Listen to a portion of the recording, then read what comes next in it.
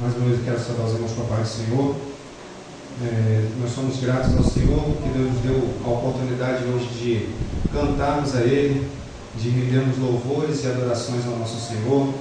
Nós já ouvimos aqui muito sobre aquilo que Deus fez conosco, fez por nós e tem feito através de nós. E agora nós vamos para o momento da palavra. Nós estamos fazendo uma pregação sobre o livro A Carta de Efésios. Nós começamos no ano passado, no capítulo 1 de Efésios.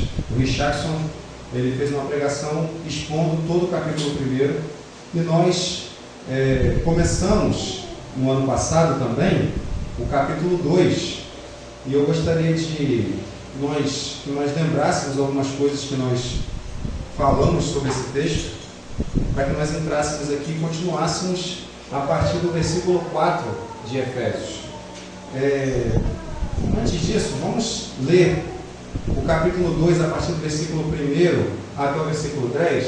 Você que está com a sua Bíblia aí, quero pedir você que abra a sua Bíblia em Efésios capítulo 2. Nós vamos ler a partir do versículo 1 até o versículo 10. Eu gostaria que você prestasse bastante atenção nessa leitura, para que nós possamos entender aquilo que Deus quer falar conosco. Efésios capítulo 2, a partir do versículo 1, está dizendo o seguinte: vocês estavam mortos por causa de sua desobediência e de seus muitos pecados, nos quais costumavam viver como o resto do mundo, obedecendo ao comandante dos poderes do mundo invisível. Ele é o Espírito que opera no coração dos que se recusam a obedecer. Todos nós vivíamos desse modo, seguindo os desejos ardentes e as inclinações de nossa natureza humana. Éramos, por natureza, merecedores da ira como os demais. Mas Deus é tão rico em misericórdia e nos amou tanto que, embora estivéssemos mortos por causa de nossos pecados, Ele nos deu vida juntamente com Cristo. E é pela graça que vocês são salvos. Pois Ele nos ressuscitou com Cristo e nos fez assentar com Ele nos domínios celestiais.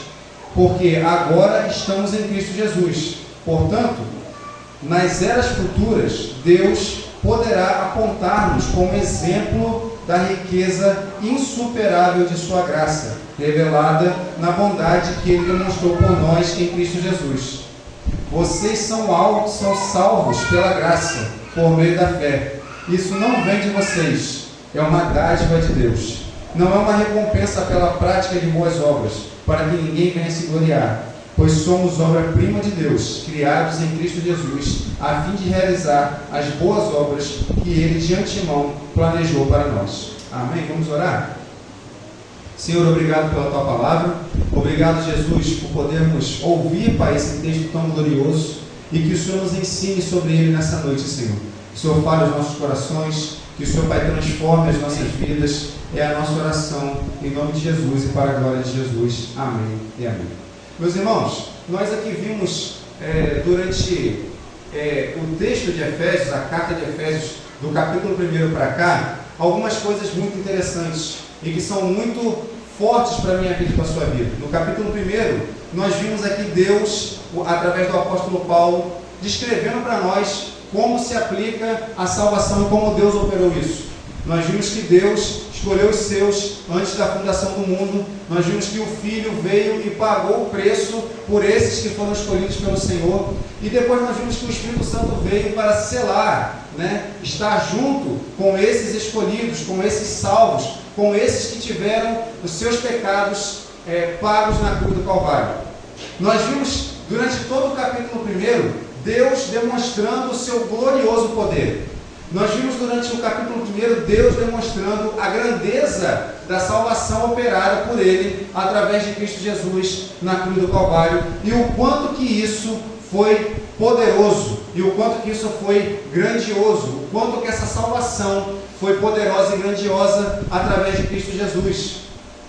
No começo do capítulo 2, o apóstolo Paulo ele vai mudar um pouco o tom daquilo que ele está dizendo, porque se no capítulo 1 ele explica como gloriosa foi essa salvação e como a Trindade trabalhou nessa salvação para que os seus fossem reconciliados com Cristo, ele vai mostrar para os Efésios e mostrar para mim e para você qual era o estado que nós estávamos antes de Cristo nos encontrar, antes de Cristo pagar esse preço, antes de Cristo salvar as nossas vidas. E nós lemos aqui no capítulo 2, a partir do versículo 1, ele dizendo o seguinte, que nós estávamos mortos nos nossos delitos e pecados. Em alguns textos vai dizer que nós estávamos mortos nos nossos muitos delitos e pecados. A condição do homem sem Deus é uma condição de alguém que está morto espiritualmente. Esse homem, ele vive e ele anda e ele faz todas as coisas que os outros homens fazem, mas espiritualmente ele está afastado de Deus. Ele está morto, ele não tem vida espiritual. O castigo sobre esse homem é só um: a morte e a condenação eterna. O apóstolo Paulo, nos 3 primeiros versículos do capítulo 2, ele demonstra isso muito claramente, dizendo que nós éramos merecedores da ira de Deus. E por que éramos merecedores da ira de Deus? Porque os nossos pecados nos afastavam de Cristo. Os nossos pecados nos afastavam da santidade do Deus Todo-Poderoso. Os nossos pecados faziam separação entre nós e Deus. Não havia para o homem antes de Cristo nenhum tipo de esperança de reconciliação. O apóstolo Paulo, ele quer mostrar para nós esse contraste dessa gloriosa salvação, mas para que nós venhamos a entender quão gloriosa foi essa salvação, é preciso que nós entendamos qual é o estado que nós estávamos. E na minha pregação passada, eu quis fazer menção disso, dizendo que o homem sem Deus, ele não está perdido na escuridão. O homem sem Deus, ele não está caído à beira do caminho. O homem sem Deus, ele não está apenas longe de Deus, não. O homem sem Cristo, sem ter sido alcançado por Jesus, ele está morto. Ele não tem vida, ele não pode sentir, ele não pode tocar, ele não pode responder, ele não pode fazer absolutamente nada disso. O Dudu leu aqui no texto de Romanos, dizendo que porque todos pecaram e carecem da misericórdia de Deus, estão destituídos da glória de Deus. Então todos pecaram, sem exceção. Não tem nem o mais novo e nem o mais velho. Todos pecaram e estavam afastados de Deus. Estavam longe de Deus. Estavam mortos nos seus delitos e pecados. A única sentença e a única coisa que era certa, preste bastante atenção nisso, a única certeza que existia para o homem sem Deus era a morte espiritual e a morte eterna. Mas aí, meus irmãos, nós continuando, agora na continuidade desse capítulo 2, nós temos algo muito interessante. No versículo 4, acompanha comigo na sua Bíblia, está dizendo o seguinte: todavia, Deus, que é rico em misericórdia, pelo grande amor com que nos amou, deu-nos vida com Cristo, quando ainda estávamos mortos em transgressões. É interessante nós pensarmos que Deus, ele estava irado com os pecadores. Deus, ele estava irado justamente com os pecadores.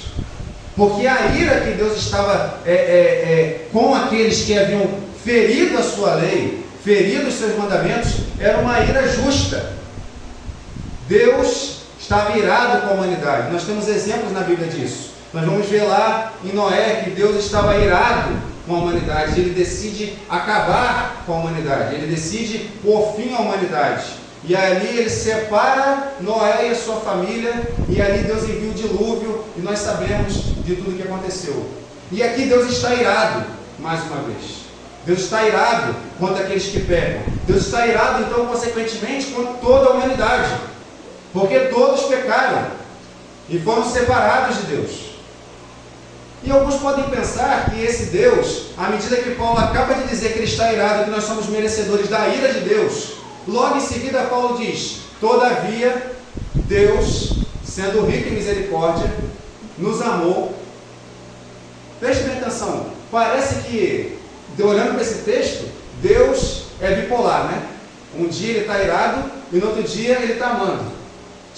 A pessoa que é bipolar, ela tem essas dificuldades. Um dia ela está só sorriso, no outro dia ela está só tristeza. Pessoas que têm esse problema de bipolaridade, elas vivem nesses altos e baixos. Só que o nosso Deus não é assim, preste bastante atenção. O nosso Deus, ele não é bipolar. O nosso Deus não está um dia irado e no outro dia ele ama. Um dia ele está triste e no outro dia ele está alegre. Outro dia ele está assim, outro dia ele está assado. Não.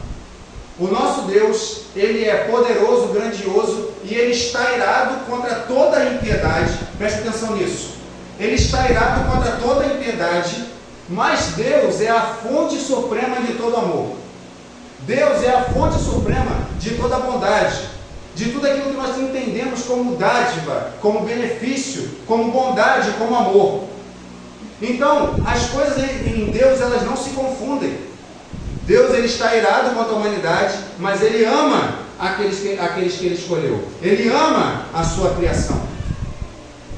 E quando nós olhamos para isso, e nós vemos esse texto, nós vamos ver claramente que o apóstolo Paulo, ele explica a condição do homem, mas ele diz: existe esperança, porque Deus é rico em misericórdia. Você está morto por causa dos seus delitos e pecados. Você é merecedor da ira de Deus. E isso precisa ser, essa palavra precisa ser um despertamento para aqueles que estão afastados do Senhor. Você está morto hoje por causa dos seus delitos e pecados. Você está afastado de Deus. Você é merecedor da ira do Senhor. Todavia, Deus é rico em misericórdia e por amor Ele decide te salvar. Então pode ser que essa mensagem hoje toque nos nossos corações e toque nos corações daqueles que hão de escutar essa mensagem, que estão desesperados, que estão algemados pelo pecado, que estão vendo que sua vida é uma vida que está uma vida morta, que não tem esperança, que não tem nada com que ele possa se apegar, não tem lugar nenhum que ele possa ver e alcançar algum tipo de refrigério para a sua dor, para a sua tristeza, para as suas mágoas, porque os seus pecados estão cada dia mais o afundando no lamaçal. Mas a mensagem de esperança, a boa notícia é essa: nós temos um Deus que é misericordioso e que ama aqueles que Ele quer salvar. Todavia, Deus é rico em misericórdia. Pelo grande amor com que nos amou, Deus nos vida com Cristo, quando ainda estávamos mortos em transgressões. Pela graça, vocês são salvos. Meus irmãos, e isso aqui é muito interessante, porque eu estava lendo um comentário do John MacArthur, e ele usou uma figura que chama muita atenção sempre de quem é pai e de quem é mãe. E eu queria aqui dividir com vocês isso, porque na hora que ele falou me chamou muita atenção. Irmãos, imagina uma família, presta atenção nisso. Imagine uma família que está passeando na rua, e está o pai, a mãe e o filho, ou a filha. E de repente, alguém que está dirigindo um carro, perde o controle desse carro e ele acerta a criança. E aí ele vai e mata aquela criança.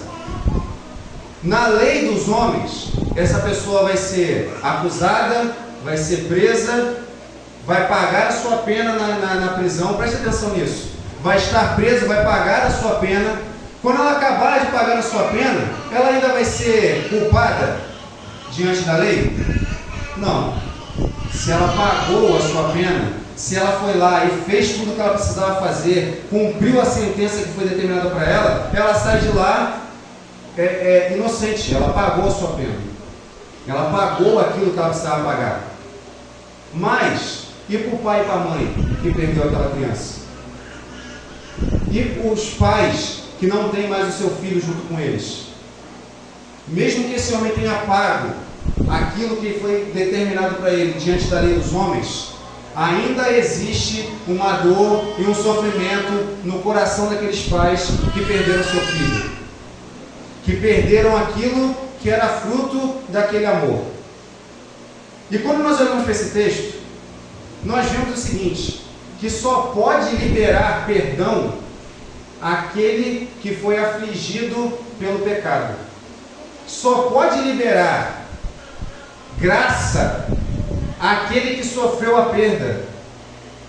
Quem cometeu o erro, não tem como liberar perdão, não tem como dispensar perdão, não tem como dispersar a graça. Mas aqueles que sofreram a perda, esses podem dispensar essa graça. O que eu quero dizer? O maior ofendido com os meus pecados e o maior ofendido com os seus pecados não é a pessoa que está do seu lado, não é eu que estou aqui na frente, não é nem você mesmo. O maior ofendido por causa dos seus pecados é o próprio Deus. Deus foi ofendido e é ofendido cada vez que nós, por livre e espontânea vontade, decidimos pecar contra a santidade dele. Decidimos escolher aquilo que é impiedade ao invés de escolher aquilo que é santidade. E a graça, meus irmãos, está justamente nisso. Ele, o ofendido, preste bastante atenção nisso, o ofendido perdoar. O ofendido não apenas perdoar, mas decidir pagar o preço pelo erro daquele que o afligiu. Quando nós olhamos para esse texto, o apóstolo Paulo explica muito bem quando foi que Deus me amou e te amou. O apóstolo Paulo aqui, ele tem o cuidado de explicar para mim e para você quando foi que Cristo me amou e quando foi que Cristo te amou. Ele não me amou depois que houve uma transformação na minha vida e que eu passei a ser justificado por Cristo. Ele não me amou no momento em que Jesus estava na cruz e o seu sangue foi vertido. Não, o texto está dizendo que Ele nos amou quando ainda éramos pecadores e quando ainda éramos transgressores da sua lei. O ofendido decidiu me amar quando eu ainda estava no lamaçal do pecado, dentro do túmulo, morto por causa dos meus delitos e pecados. Eu era inimigo dele, eu era ímpio, eu fazia rebelião contra ele, eu fazia aquilo que não agradava a ele, mas ele me amou e olhou para mim com um olhar de misericórdia. Jesus, quando te amou, você ainda era um miserável pecador, você ainda era ímpio, você ainda estava lutando contra ele. Olha o que o texto diz. Deus nos deu vida com Cristo quando ainda estávamos mortos em transgressões.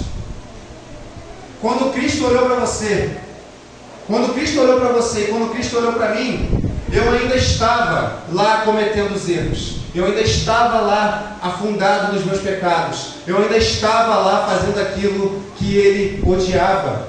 Ele estava irado comigo, Ele estava irado comigo, mas todavia o nosso Deus é um Deus misericordioso. Ele olhou para mim e para você sujo, olhou para mim e para você morto, olhou para mim e para você no pior estado que nós estávamos, e ao invés de nos lançar no lago de fogo e enxofre, Ele propicia o seu próprio Filho para morrer por pecadores. Meus irmãos, isso é grandioso. Não existe nenhuma palavra, preste atenção nisso, não existe nenhuma palavra de autoajuda que você possa ouvir na sua vida que possa superar a bondade e a misericórdia de Deus derramada sobre mim e sobre você. Não existe nada que alguém, nenhuma palavra mais bonita que alguém possa te dizer que vai superar você saber que você não merecia. E antes mesmo de você o conhecer, Ele já te amava. Você, preste atenção nisso, você que está sofrendo porque acha que ninguém te vê, que ninguém te ama, que ninguém te quer, que você está ao léu da sociedade, que você foi abandonado, que você não tem ninguém por você, que ninguém consegue te ver, que ninguém consegue te alcançar. Eu quero te dizer que muito antes de você ser quem você é, Jesus já tinha te visto. Jesus já tinha te alcançado, Jesus já tinha olhado para você com olhar de misericórdia e te escolhido para te trazer para perto dele. E aqui eu não estou querendo fazer nada para poder melhorar o seu ego, não. Sabe por quê? Porque você estava morto nos seus delitos e pecados. Você era inimigo de Deus e você merecia a ira de Deus. Só que Ele olhou para mim, para você com olhar de misericórdia, e Ele propiciou no seu próprio Filho. O texto diz: todavia Deus, que é rico em misericórdia, pelo grande amor com que nos amou, deu-nos vida com Cristo, quando ainda estávamos mortos em transgressões, e pela graça vocês são salvos. Meus irmãos, graça, nós já cansamos de dizer isso aqui na igreja, é favor imerecido, é algo que eu não merecia, que você não merecia, nada que eu fizesse, nada que você fizesse, nada, nenhum trabalho, se nós cortássemos os nossos pulsos, se nós nos pregássemos numa cruz, se nós carregássemos uma cruz, se nós pagássemos promessa, nada disso, absolutamente nada disso poderia mudar o nosso estado. A única coisa que mudou o meu estado e o seu estado foi a misericórdia de Deus, o amor de Deus e a graça dele que foi derramada sobre a minha vida e sobre a sua vida, sem merecimento nosso. Nós não merecíamos. E ele continua: Deus nos ressuscitou com Cristo e com Ele nos fez assentar nas regiões celestiais em Cristo Jesus. E olha como é que Deus faz uma transformação na minha vida e na sua vida. Eu gostaria que você prestasse muita atenção nisso. Olha como é que Deus faz uma transformação na minha vida e na sua vida. Antes de Cristo, eu e você estávamos enterrados, mortos nos nossos delitos e pecados. Lá onde nós estávamos, Deus nos amou. Lá onde nós estávamos, Deus dispensou amor sobre nós, dispensou bondade e graça sobre nós.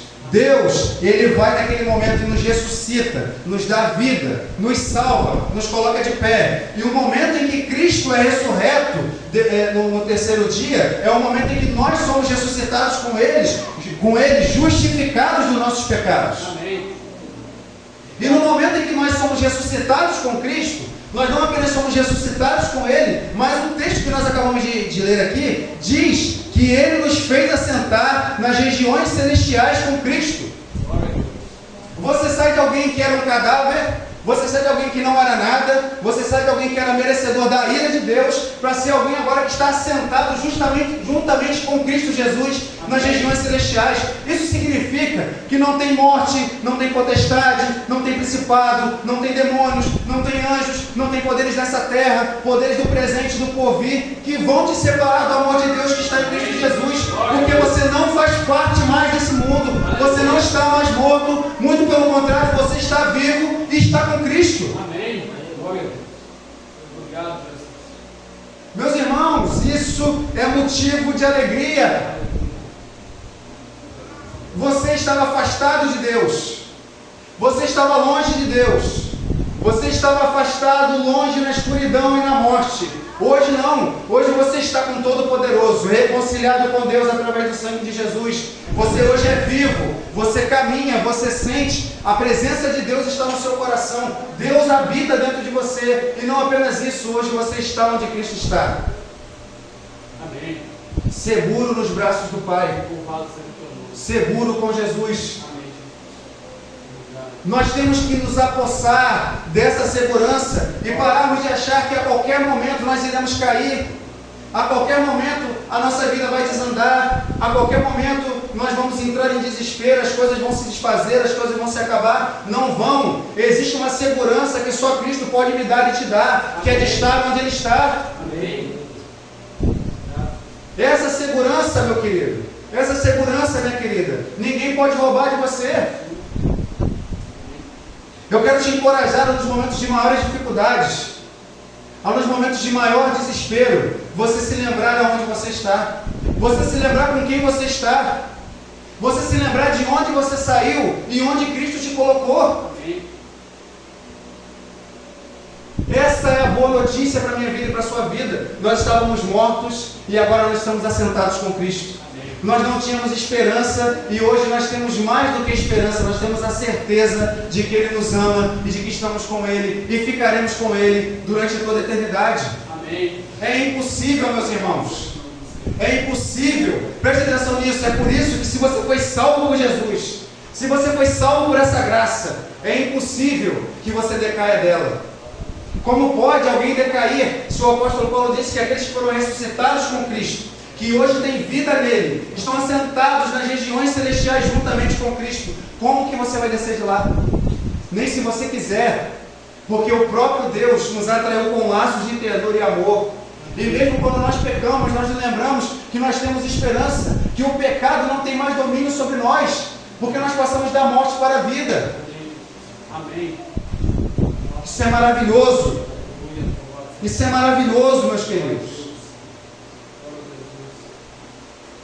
E tudo isso em demonstração da sua bondade para conosco em Cristo Jesus.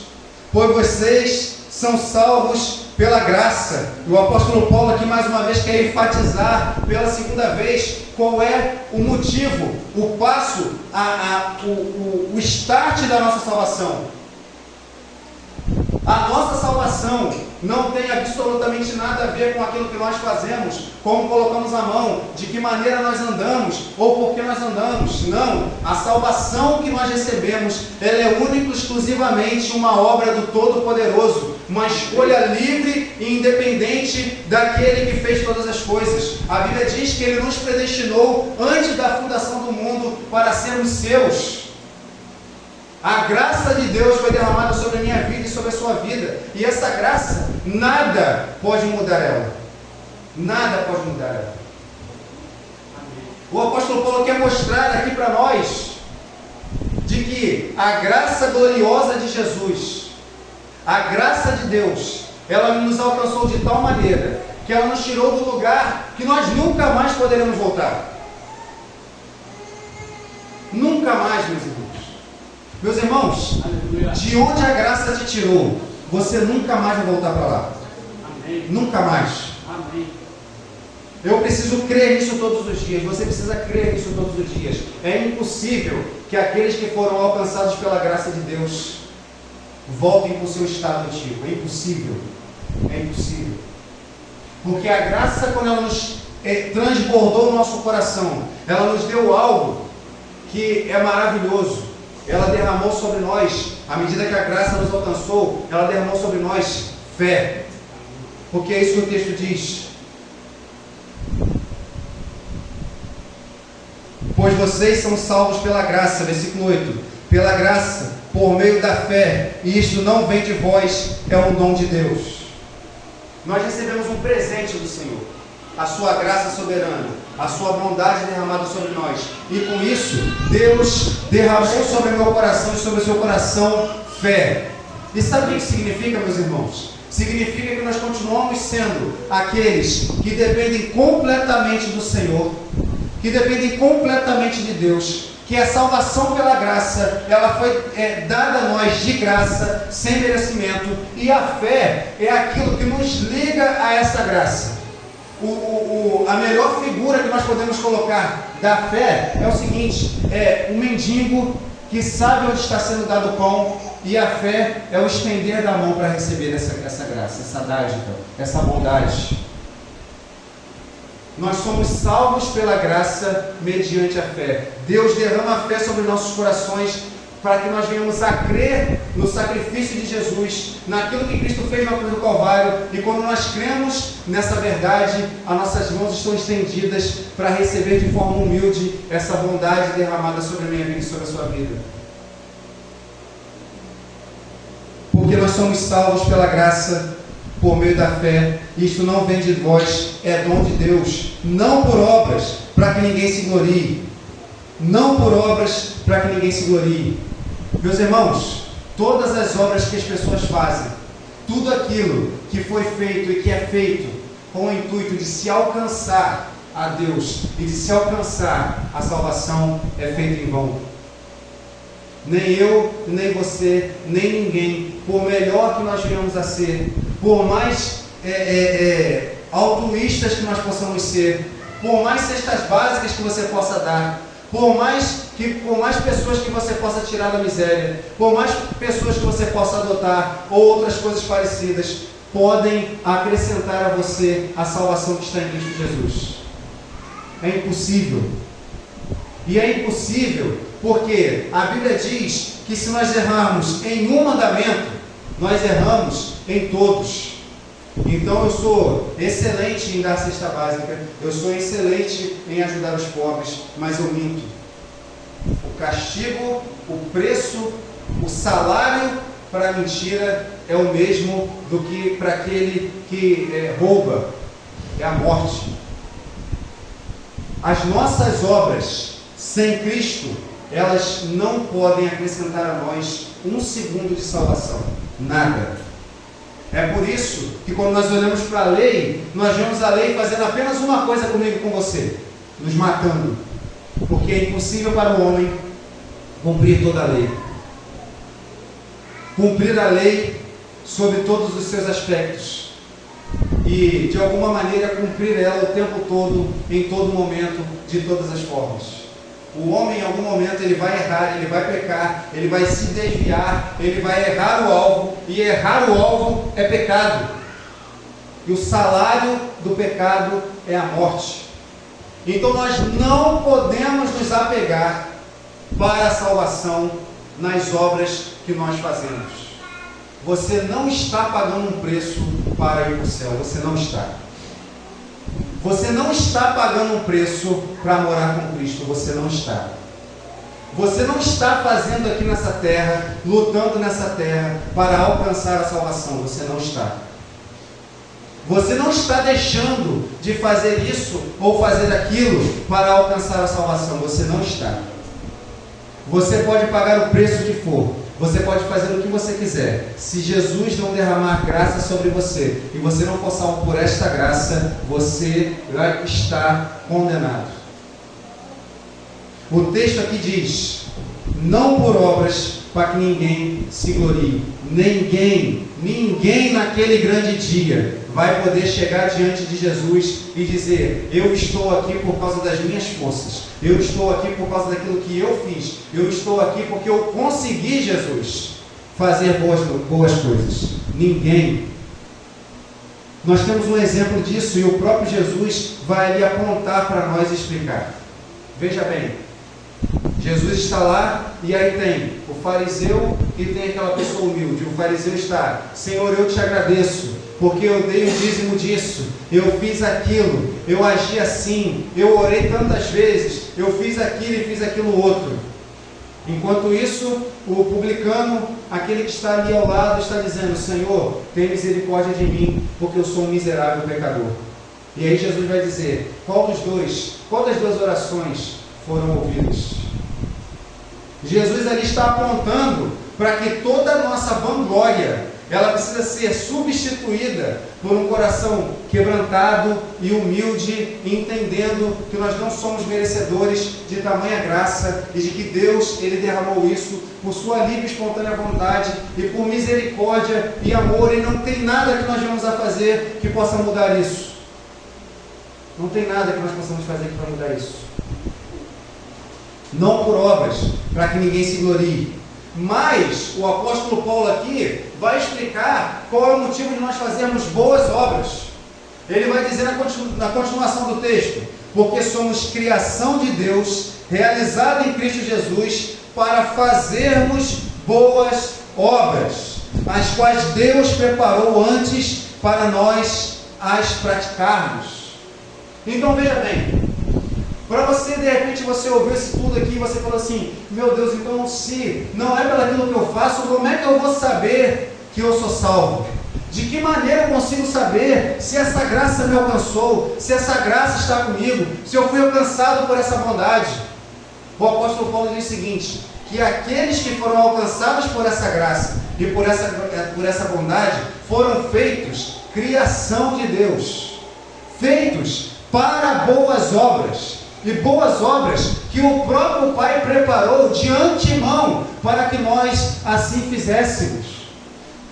Então o motivo de eu fazer coisas boas, o motivo de eu buscar a Deus, o motivo de eu estar diante de Deus, o motivo de eu me afastar do pecado, o motivo de eu não praticar determinados tipos de coisa, o motivo de eu estar diante do Senhor, de eu ler a palavra, de eu orar, de eu jejuar e fazer todas essas coisas, não é por aquilo que eu vou alcançar, mas é por aquilo que eu fui alcançado, é por aquilo que me alcançou, é por aquilo que veio até mim, é por aquilo que me tirou do meu estado, do estado que eu estava, e me colocou diante de Deus com poder e graça. O motivo de praticar boas obras não é para minha glória, mas é para demonstrar a glória de Deus. O motivo de eu praticar boas ações não é para que eu venha ser, ou para que eu venha mostrar que eu fiz coisas boas. Não, mas é para mostrar que a graça soberana do Senhor me alcançou. E porque ela me alcançou, hoje eu pratico boas obras. Meus irmãos, nós não podemos perder de vista de que nós estamos aqui e nós só estamos aqui porque Cristo foi misericordioso com a minha vida e com a sua vida. Foi porque Deus me amou e te amou. Foi porque a graça dele foi derramada sobre mim e sobre você quando ainda éramos pecadores. O fim disso é o que o texto de Isaías 53 disse: e ele verá o fruto do seu penoso trabalho e se alegrará. Nós estamos seguros em Cristo porque Deus decidiu salvar aqueles que ele amou, e porque ele amou, ele predestinou, e porque predestinou, ele separou, ele chamou para si, para fazer desses um povo zeloso de boas obras. Eu quero encorajar você a ser grato a Deus. Eu quero encorajar você a murmurar menos. Eu quero encorajar você a reclamar menos. Você sabe por quê? Porque o seu primeiro estado é terrível. O estado que você está hoje é um estado em que você deveria levantar suas mãos aos céus e ser grato a Deus por Ele ter dispensado sobre você graça salvífica, graça que você não merecia, graça que te tirou de um lugar terrível e te colocou em lugares celestiais. Eu te convido a reclamar menos. O jovem rico, quando ele se afasta do pai e ele vai para longe, ele chega em determinado ponto que ele olha para si e ele fala assim: eu não sou digno de ser nenhum dos servos do meu pai. Eu estou sujo, eu estou com fome, eu estou abandonado, eu não tenho nada, eu estou na solidão. Eu vou voltar e vou pedir a meu pai para ser apenas um dos seus servos. Aquele estado que ele estava era um estado terrível, mas o estado em que o pai o colocou foi um estado de graça. O pai não precisava fazer aquilo, o pai não precisava o abraçar, o pai não precisava colocar roupas novas, o pai não precisava colocar um anel no seu dedo, mas ele decide fazer isso. Ele dispensa a graça sobre aquele filho que outrora foi ingrato, outrora decidiu abandonar tudo. Nós precisamos nos lembrar que essa salvação foi paga com um preço de sangue, foi paga com um preço alto, custou caro a nossa salvação, custou caro para essa graça ser derramada sobre você, custou caro para que você fosse alcançado por essa graça. O sacrifício de Jesus na cruz foi duro. Deus, entre te matar e matar o seu filho, Ele escolheu matar o seu único filho para derramar graça sobre você. E isso não é pouca coisa, meus irmãos. O próprio Jesus disse: é certo que alguém daria a sua vida por outro? Não daria, mas Ele decidiu dar a sua vida. Ele deu a sua vida por amor de mim, por amor de você. Ele deu a sua vida para que nós tivéssemos vida.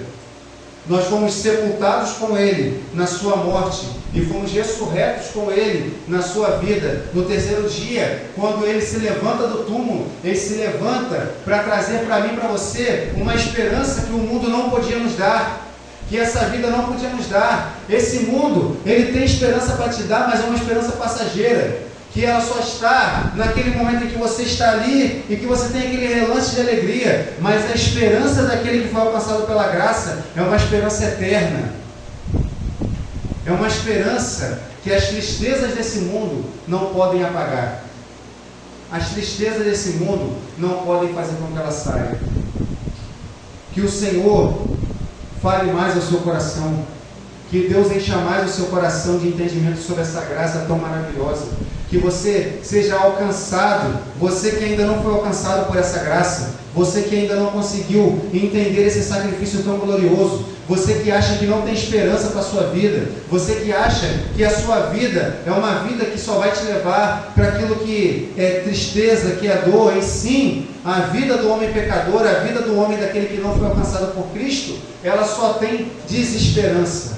Mas eu quero te dar a boa notícia: Cristo morreu e Jesus e Deus derramou misericórdia e graça sobre todos aqueles que são salvos por Ele, e que nessa noite você seja alcançado por Jesus, você seja encontrado por Cristo, você seja encontrado por essa graça, e que essa graça te tome de tal maneira que você não vai conseguir resistir, porque ela vai te tomar e te trazer para perto dele de tal forma que quando você abrir os seus olhos e que você verdadeiramente enxergar, você vai estar diante desse tão grande amor, e isso vai mudar o seu interior, vai mudar a sua vida, vai transformar o seu viver de uma vez por todas, de eternidade em eternidade. Vamos orar? Amém. Senhor, obrigado. Obrigado, Jesus. Obrigado, Senhor. Nós somos gratos, Deus. A palavra que nós temos a Ti, Senhor, é gratidão por tamanha graça, por tamanho amor dispensado, por tamanha misericórdia dispensada sobre as nossas vidas. Deus, nós não merecemos, mas o Teu amor nos alcançou, a Tua graça nos alcançou, e por isso hoje nós temos esperança, e esperança não que está em nós, não por causa de nós, não por causa daquilo que nós fazemos, mas esperança que só o Senhor pode derramar.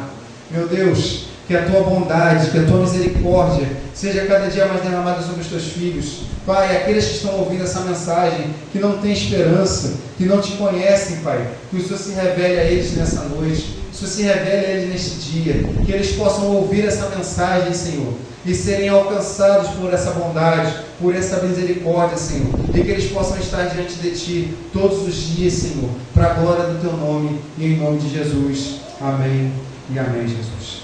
Graças a Deus.